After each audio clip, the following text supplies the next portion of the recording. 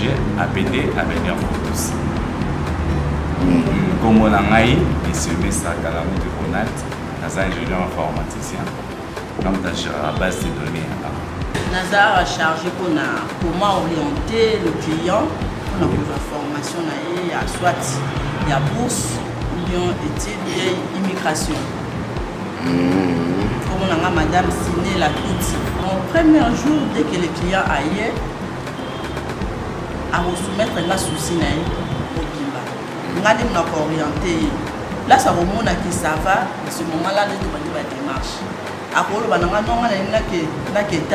mais aujourd'hui, ils ont un montant au gouvernement à 5 000 habitants. Donc, on négocie une relative à proposition, soit la formation, soit bourse, soit l'immigration. Après, c'est bien, on doit soumettre ce cas d'accord, il faut les dossiers dans le biseau, comme il est dans le rapport. Banditi, et ça, la procédure, la réponse dès que vous avez un téléphone, la biseau, pour nous, client Y qui a un dossier. Vous vérifiez au moni moko. Ceux qui a complété les dossiers, ou compléter le dossier, non, vous avez la biseau, tout vous transmettre comment la destination est pour exemple na Canada, donc vous avez mail na biso ingénieur na biso Zana Ronald pour transmettre rapport message nyonso ya yenango yende routine na Canada ce qui répondre yebe comme dans chargé pour mon la gestion nyonso ya client et Gédéon comme on a Gédéon Piana lobama makasi comme on a Gédéon Piana na qui pour ça la dimanche pour la défense Canada, formation professionnelle dans ONG Avenir Plus. Bon, la démarche est ça, série, patience et résultat est venu. Ça nous ça. Canada, il y a visa. Oui, oui.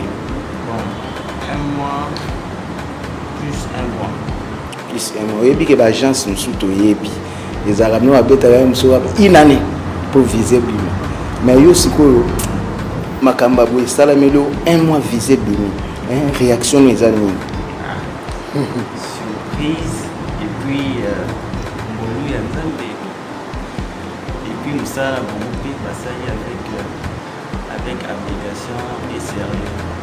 Ouais. Bon,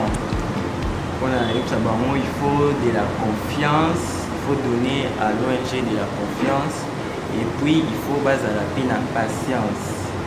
Pour ça, bien. Oui. Donc il faut payer sa confiance dans le temps. Comme ça, ça bien. Il faut être qu'un doute pèse à la carte, mais base à la les résultats. On a visa, il faut que nous fassions un test par rapport au Canada quelque part pour que ah, ça va, merci. Oui, ONG Nabiso APT, qui veut dire Avenir pour tous. Toujours viser pour l'amélioration et l'avenir de la il faut toujours toucher les associations. Et puis il faut faire la différence entre l'ONG et une association. Donc nous faisons ONG, c'est-à-dire nous travaillons pour rendre service aux autres. Et différents dans l'association va travailler pour la nous rendons service à la population. Ça va.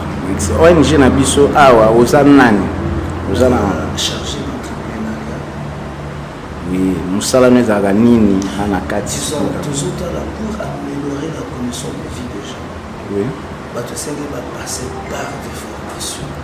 Oui, par rapport à la réalité, tout ça, dans la bloc à la mission. Tu vas s'en sortir et nous prenons en charge. Il faut lire. Ouais.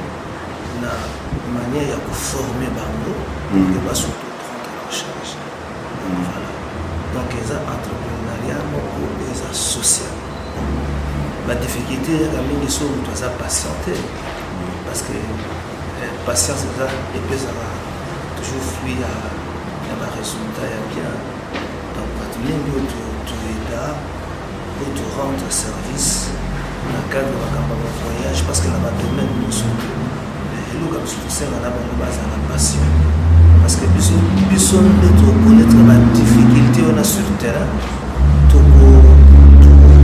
avons la difficulté pour tout apporter un bon résultat. Voilà le jeune que vous avez vu là. Il était patient. Tout programme qui est taille minimum, et voilà tout traité dossier comme Azaki patient pour traiter dossier la taille et le résultat est voilà. Donc nous sommes là pour rendre un service à la population et tout cela au hasard à poste à temps soit que tout temps à la Libana, hasard a besoin de poste hasard nous sommes pour résoudre les ça la jouer bataille de la tout cela, non seulement des gens de voyage, mais toute la couche de la population, hasard le bienvenu chez nous, pour tout orienter, donc voilà, avenir pour tous, et ça peut canaliser et orienter vers un avenir meilleur. C'est ça. Conseil nous européens, ça n'a pas bateau, bakota en doute, au babudaka. Obaomona wana ONG wana bavantirier bakosa do bafinga conseil ni européen ça bango. Oui, c'est normal peut-être bafinga dans musique. Mais la zoé ça tout moi sur la caméra. Je t'invite de venir visiter. Et tu peux checker même notre Facebook Avenir pour tous et tu auras toutes les informations. Tu peux nous écrire et nous te donnerons l'adresse Yaka ou Yako. Dans le service où tout ça ils allaient à voyage, ils allaient à poste d'études, tout ça dans le Canada, il y a Tunisie, il y a Maroc, il y a Inde, il y a Japon, il y a Corée du Sud, il y a Brésil. Donc, tout va dire que ça la formation est bien. Il y a tout ça dans le service, l'équipe est là, tout rentre dans le service.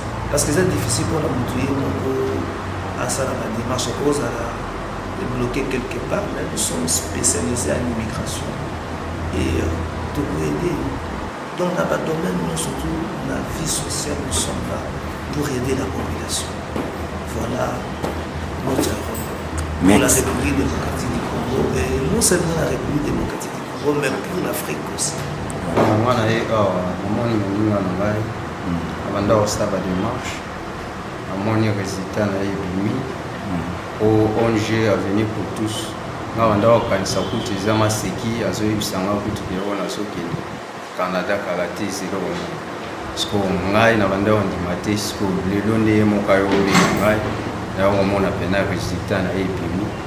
Zomona. Omona papier na bauti ola kisawana ezali pona.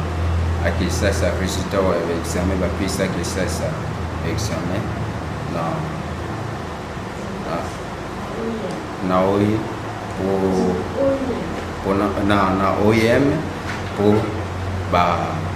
bapesa bani badoni nyonso yango wana siko nga mpe naza na esengo naza na yo koserensegne nga mpe fo nasalisanaki Canada. Merci. Conseil nini okopesa na bajeune oyo baotala kaka na mosika me bakomi pembeni te bazofinga na mosika me bakomi pembeni te conseil nini okopesa bango? Bon, pour la jeune, on va jouer la musique, on va jouer le baggy, oh, et ça va aventure. La bingi bango baya baya monde donc réalité. Parce que la musique, c'est va jouer la musique, bon, banda donc banda on dit makati. Mais baya ba monango, bango moko à live, bango mon la réalité où ils en a quatre bon jeu Avenir pour tous. Bonjour mesdames et messieurs. Je me nomme Jean-Bosco Léjusé-Loulou. Le président directeur général de l'ONG Avenir pour tous, comme le nom le dit, Avenir pour tous. C'est-à-dire que cette ONG implique tout le Congolais. Alors, le but de l'ONG, c'est améliorer l'état de condition de l'éducation en général pour notre pays, en passant par les jeunes, parce que nous ne pouvons pas parler de conditions d'emploi garanties sans que l'éducation est vraiment anéantie. Or, quelqu'un qui peut bien évoluer dans son étude, qui est un déterminant important pour sa vie, peut trouver un bon emploi. Et nous ne pouvons pas parler d'un État ou bien macroéconomie dans notre pays sans pourtant avoir un niveau d'études élevé. Ce qui fait que l'ONG se dote et il lutte pour que nous puissions lutter contre la sous-scolarisation. Je sais que ce n'est pas facile pour que tu puisses avoir l'accès à l'éducation, mais cette fois-ci avec notre souci, les participants des ONG, avec notre contribution, il y a les gens qui peuvent aller étudier à l'étranger avec leurs moyens, supérieurs, moindres ou pas, mais nous sommes là pour les accompagner, nous sommes là pour les coordonner. Mais ce qui nous incombe, c'est la patience pour nous tous. Celui qui n'est pas patient avec nous peut penser que non, réellement nous sommes des escrocs, comme il dit, on peut nous insulter, mais nous ne pouvons écouter les insultes. Notre souci que non, un jour, le pays, la RDC, puisse changer dans le domaine de l'éducation afin que nous puissions avoir l'accès à l'emploi garanti pour garantir notre vie.